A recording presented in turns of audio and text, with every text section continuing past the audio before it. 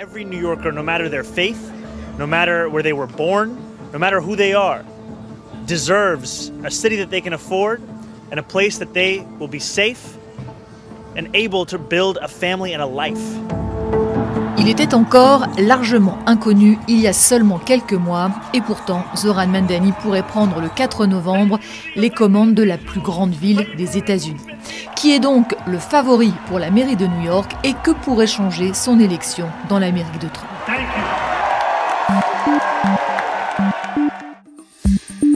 Zoran Mamdani est né il y a 34 ans en Ouganda, dans une famille d'origine indienne, et vit aux États-Unis depuis l'âge de 7 ans. Il a été naturalisé américain en 2018.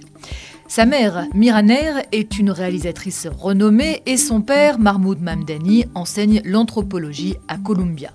Lui a fait ses études dans une université du Maine, connue pour être un bastion progressiste, où il a été un farouche défenseur de la cause palestinienne.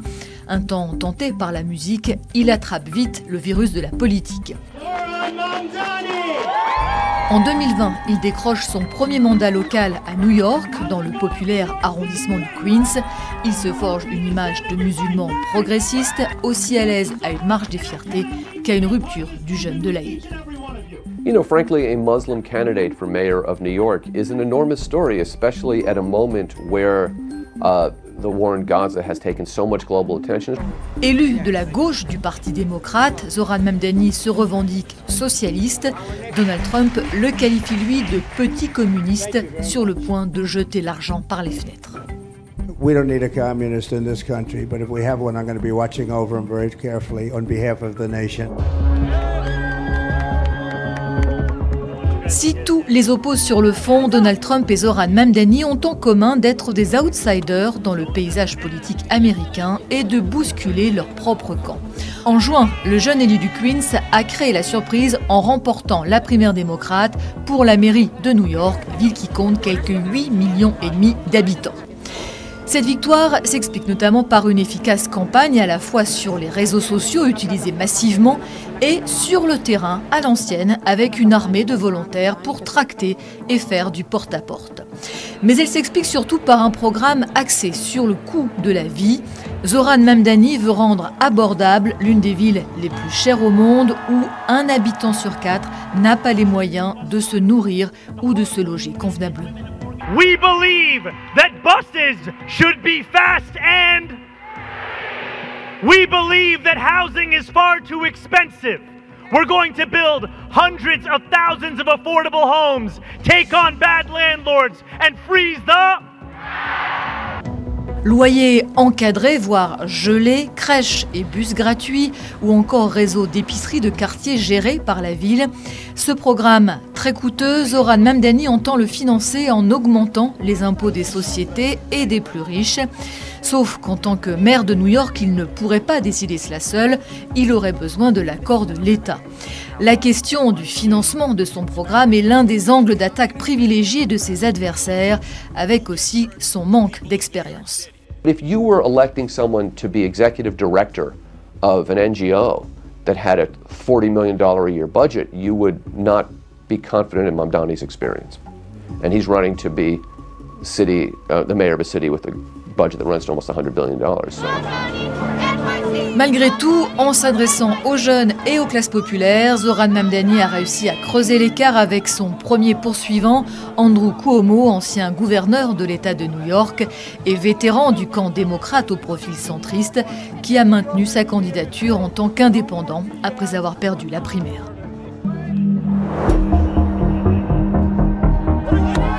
Cette ascension fulgurante de Zoran Mamdani, qui a réussi à ramener à lui une partie de la jeunesse qui avait délaissé la politique, pourrait-elle offrir au Parti démocrate des pistes pour reconquérir les Américains?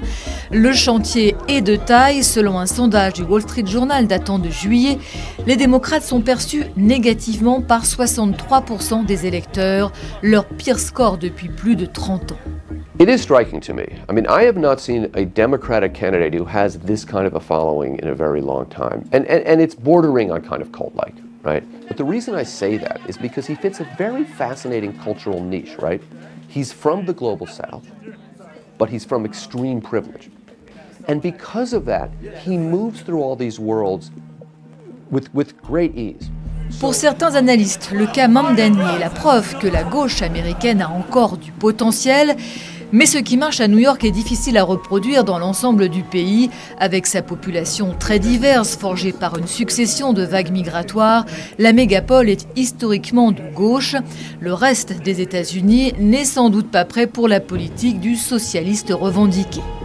A victory here in New York will give hope and inspiration to people throughout our country and throughout the world.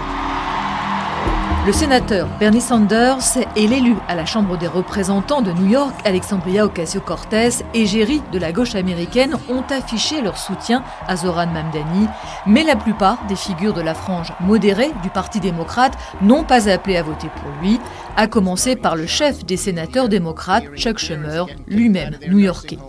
Si certains ne partagent tout simplement pas sa ligne très à gauche, d'autres craignent même qu'il ne desserve la cause démocrate en offrant aux républicains une occasion en or de caricaturer leur position.